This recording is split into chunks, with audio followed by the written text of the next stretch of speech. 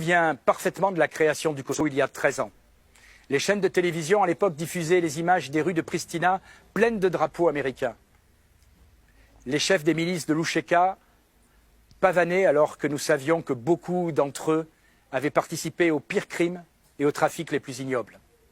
Depuis 13 ans, rien n'a changé. Le Kosovo est toujours une forme de protectorat américain au cœur de l'Europe. Le Kosovo est toujours la proie des mafias et des réseaux qui capitalisent sur les ruines de la guerre civile. Le Kosovo continue à subir l'influence de l'Albanie et de la Turquie à quelques heures d'avion de l'Europe occidentale. Pire, le Kosovo continue de discriminer les chrétiens serbes des enclaves en leur refusant la sécurité et la propriété. Des monastères ancestraux sont la proie des voyous qui voudraient réécrire l'histoire et nier l'appartenance historique de cette région à la Serbie. L'Union européenne continue d'humilier Belgrade en cherchant à lui imposer par la force la reconnaissance du Kosovo.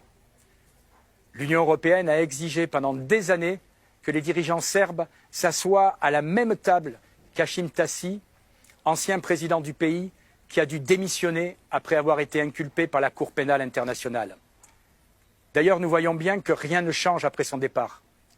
Si la coalition gouvernementale va évoluer après les dernières élections législatives, la haine anti-serbe demeure toujours aussi vive dans les rangs de la gauche kosovare.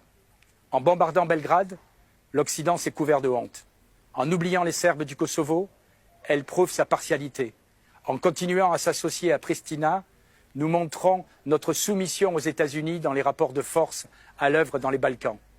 Je me souviens bien qu'à l'annonce de la création du Kosovo, je savais que c'était une erreur historique. Les faits continuent à nous donner raison. Il est temps que nous changions de politique vis-à-vis du Kosovo.